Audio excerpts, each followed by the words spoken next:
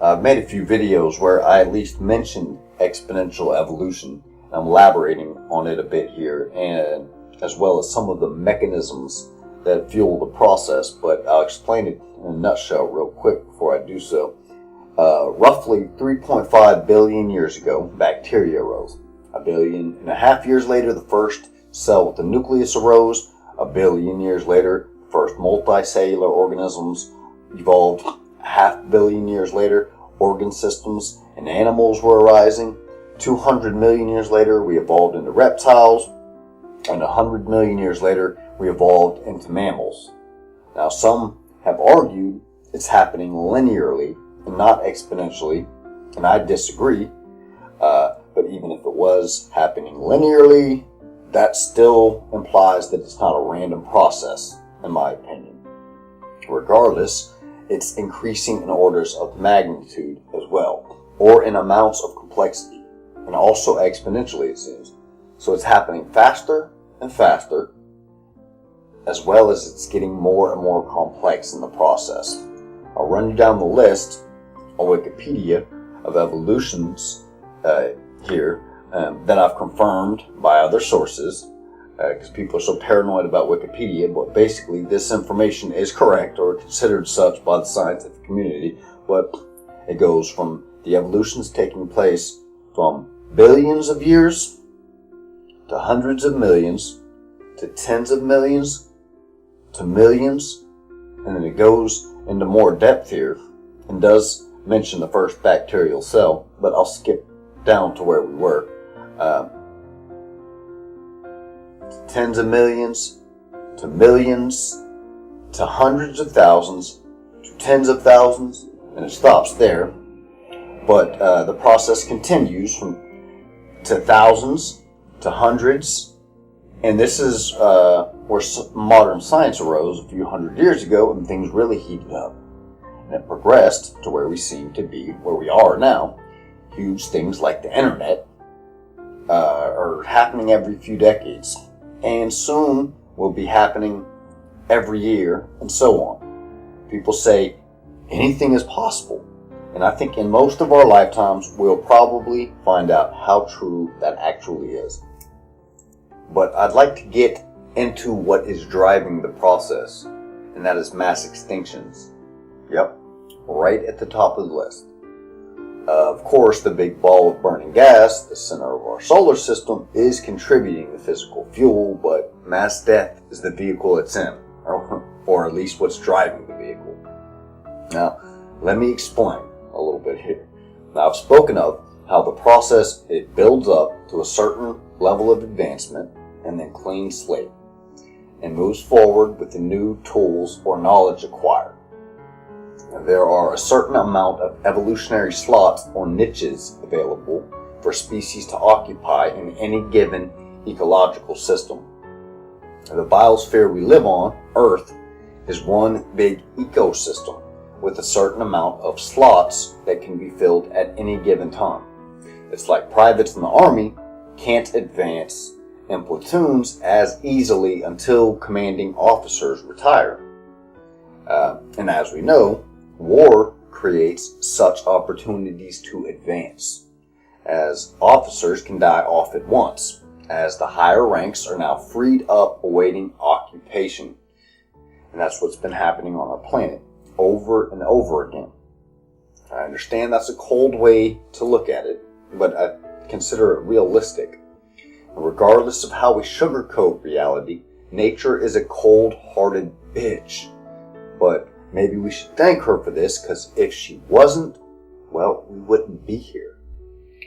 Anyways, let's look at the extinctions here a bit closer.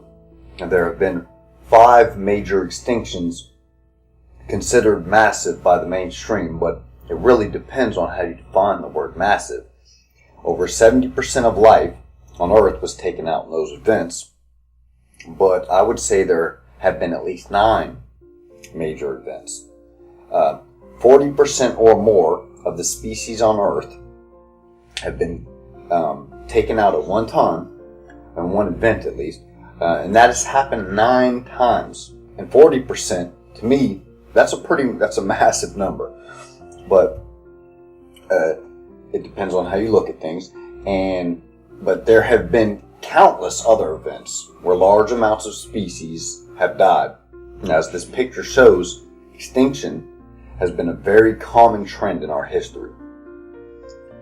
I say to people, even if there is no grander meaning to it all, it means we're a part of a pretty badass lineage. We don't die easy at all.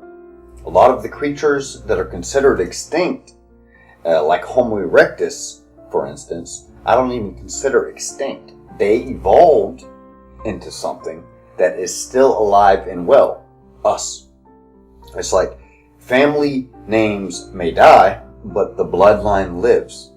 But back when the first mainstream major event happened, we, or the amphibians we were, had most of our organ systems at that point, and the slate was wiped clean as we were permitted to move forward with these new abilities. When the biggest event occurred, the Permian extinction, we were fully terrestrial or land-dwelling.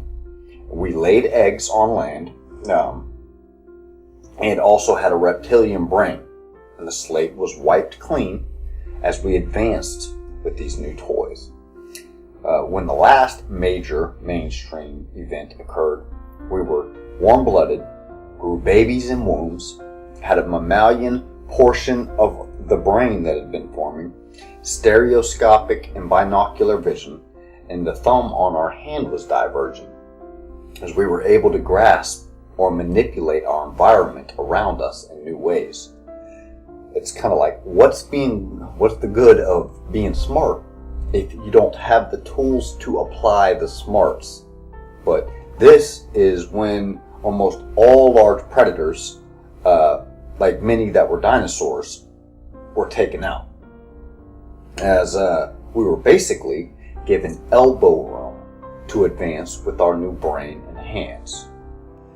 And I'm actually building off of well-noted ideas here, such as catastrophism and adaptive radiation, which is a byproduct of catastrophism, which is basically large catastrophes create mass extinctions that fuel explosions of life or new species as a byproduct of the catastrophes.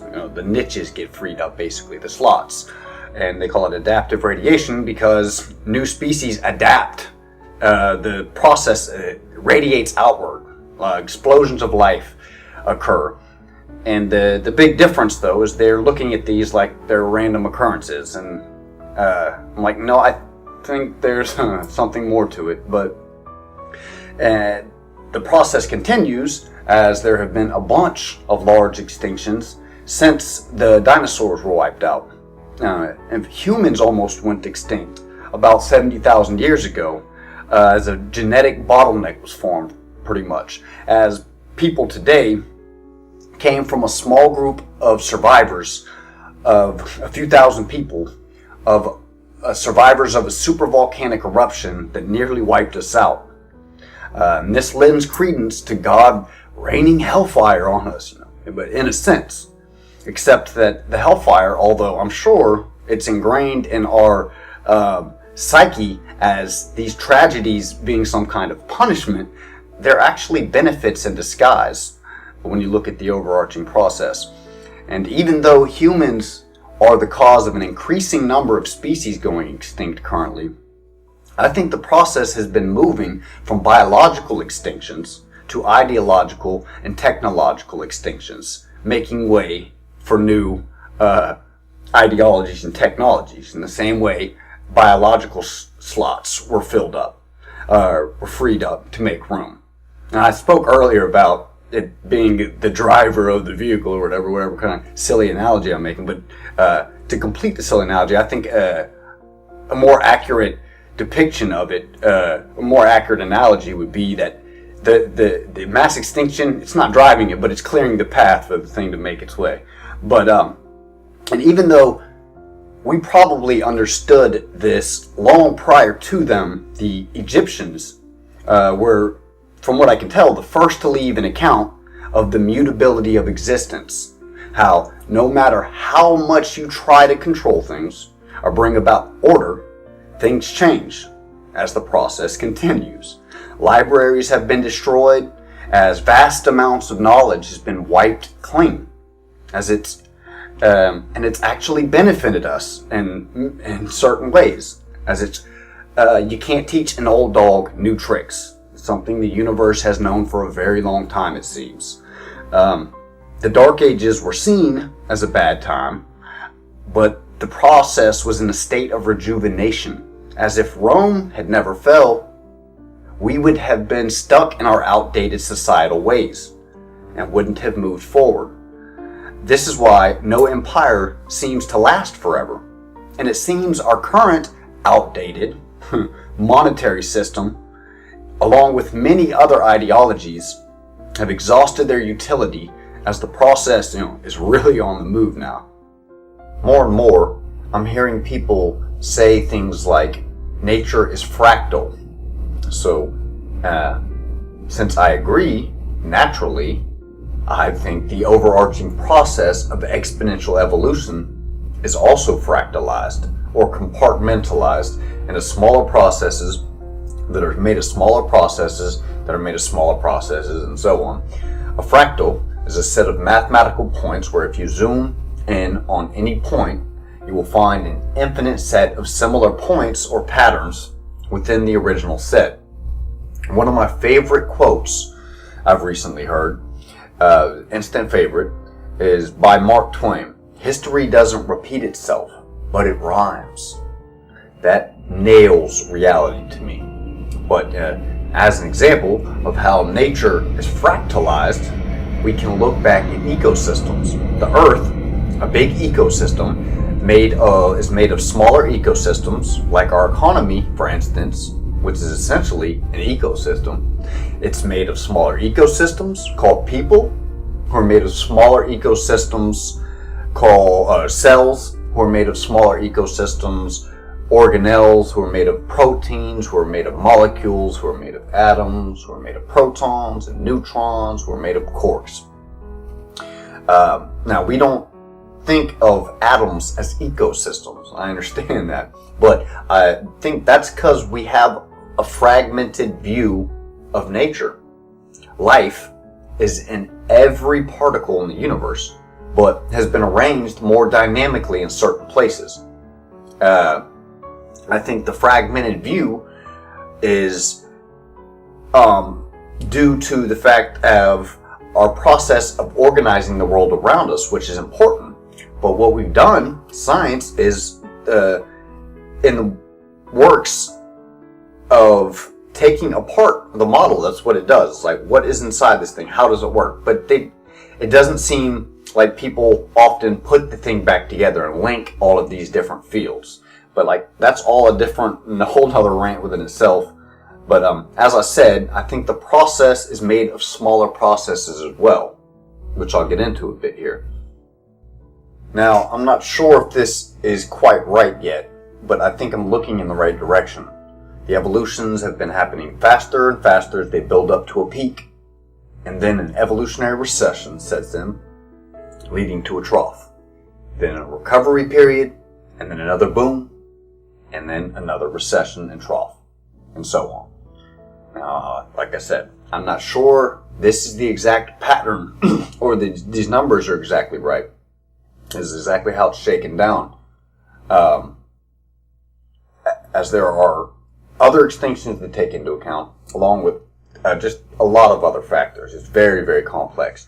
But if nothing else, I hope to inspire someone who's more technically minded and detail-oriented than myself to look through the lens of exponential evolution. I think it won't take long to tackle it if we just look at it. But I've tried to get a few of my buddies, who are much smarter than me in ways, to look at it more closely, but apparently they suck, / have their own lives and separate interests. And that's okay. Kind of. But I just have very little, I don't have many mental thresholds holding me back. I've got quite the imagination, obviously, and I'm very restless. And I'll touch on this here to end, but this is something I think I'm going to make a separate video on eventually. But one of the things I think is being overlooked by community who refuses to see anything but random noise in the process is how evolution is basically a process of condensing information.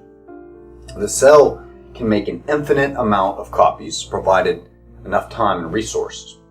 They evolved into fish who have thousands of offspring, then into amphibians who have hundreds, into reptiles who have a dozen or dozens, into mammals who have smaller litters of a half dozen or so, and into creatures who typically have one child at a time, such as us, although we're not the first to do this. There are a few correlations to note here. One, we are becoming less and less instinctive at each stage and more intuitive, as fish are pretty much hardwired, instinctively based organisms. Like, you go back further, cells, it's just a bunch of chemicals reacting to each other. And by the time we evolved into humans, as you can see, we're much more intuitive. And two, there's a direct relationship between the amount of offspring a parent has and the amount it nurtures its young. Like, fish, they don't give a shit about their little fishies. Like, mama fish doesn't care if Nemo is on some milk box at the bottom of the sea. That's why they have so many, to increase the chances that some would survive long enough to have little Nemos of their own. Humans provide a lot of care for their young, or the large amount of info that is condensed into the DNA that is humans, that comprises humans. As I said, history doesn't repeat itself, but it rhymes. I think there is a basic blueprint that has been reiterated over and over again, leading to new emergence or the arising of novel complexity. The star seems to be about as ancient a relic as it gets, and to me embodies this blueprint. Things get concentrated. That's it. As the process continues and is reiterated more and more, it becomes more and more complex, but it's still just a more complex process of concentrating units. A star starts out as a sparse cloud of gas and is condensed into an element-generating machine. They fuse hydrogen into heavier elements. Basically, that's pretty much what's happening. Hydrogen and helium into heavier elements.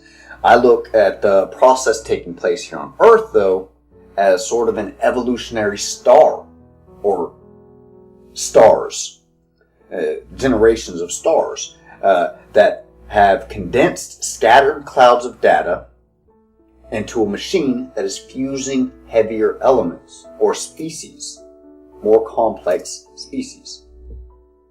I think there was a similar process from the Big Bang to the cell, where atomic clouds of info condensed into the cell over many recyclical smaller processes, like second, third generation stars, etc. Then, so they basically, all the atomic clouds condensed into molecular clouds that condensed into clouds of proteins, clouds, but into more condensed units, into proteins that are all condensed into the cell. Then the cell made copies to the point to where the cell can make copies. And the cell made a bunch of copies and created a new cloud of cellular info as the process is starting over, that has been condensing into the current nexus, or the next cell, which is us. I think this next stage is moving from passing on our seeds as dynamically as we can now. It's still inefficient to just making another whole copy of ourselves. And like I said, the clouds of gas or nebulas collapse into a star that fuses heavier elements. And similar to that, cells, back on early Earth, there was an environment, a large amount of cells, and over time they evolved into species that have continuously had less, exponentially even, had less offspring yet we're more advanced at each stage. Just as a star burns off its fuel and as this continues to happen, the elements become heavier and heavier. So it's kind of like star 2.0, or a star with a brain. No, scratch that. But and just look at the death of the star. I'm sure from a star's point of view, maybe it's bad. Who knows? But it's amazing, actually, what really happens, because once like massive stars reach iron, once they fuse iron, they collapse and create a supernova, and in the process of this supernova, all of that energy fuses pretty much most of the other heavy elements on the periodic table from iron on up. That's when they're created, is in supernovas. And all of these goodies get thrusted outwards, like adaptive radiation after catastrophism. They get thrusted outwards to mix with other goodies to form new stars, solar systems, moons, asteroids, planets, tacos, pogs, whatever, all of it. But yeah, and as much as I'd like it to be the case, stars do not burn off exponentially, though. They burn off linearly, but it still rhymes. But the same thing is happening on Earth via evolution, just more complex, much more complex. But you have the process builds up and then collapses, catastrophism, creating explosions of new life forms, adaptive radiation that explode outwards into different ecosystems, creating different ecosystems, and mingling with other life forms as the process builds up and collapses, and builds up and collapses. And just as all of the hydrogen and helium, or a lot of the hydrogen and helium in the universe, or however much of it, eventually through many different processes condensed into the cell by mingling with a bunch of other different atoms and different chemicals over time. The cell has created a sparse collection of cells that have over time condensed into more advanced species like heavier elements, and they are condensing because the legs had less and less kids.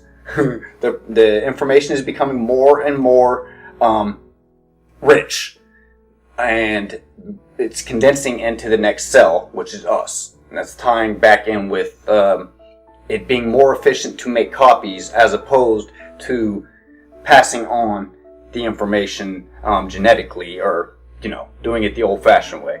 But it's like having kids, as beautiful as an experience as that is, I'm sure, it still involves a lot of risk, time, and energy, which are more rewarding. The experience is more rewarding because of that, yes, but also more potentially detrimental if loss arises. But I think, as cold as it may sound, or as scared as people, may get from people saying things like this, it does seem like we're about to start making copies of ourselves. That's where it seems like it's going. No, we can't see these things. Like, we couldn't tell the Earth wasn't flat. A lot of people were unwilling to admit, after the overwhelming amount of evidence came to pass as people continued to traverse the Earth and study the horizon and curvature of the Earth more and more. But I think the more we look at all of this, the more we will see how much depth and curvature to reality there is than we previously thought. To be clear, though, I'm not advocating any kind of mass executions or death or anything of the sort, as I'm sure people just think I'm consumed by gloom. No. History tells us death, it's not bad per se. It's actually essential to the process. But people, just want to be happy all the time. And I do think being happy is important, but life isn't about being happy all of the time. It's about balance. There are reasons we feel stress, and we should be paying attention to it. That's how it works.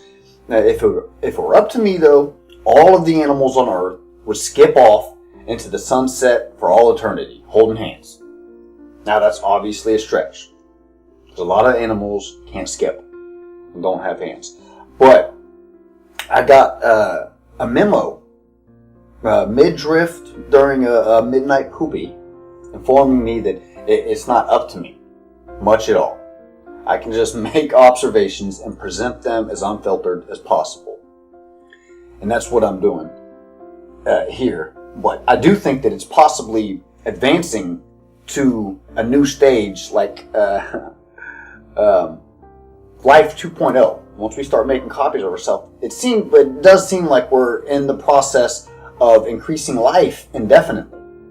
So I think death is about to be a thing of the past, but something's going to replace it, and I have no idea what.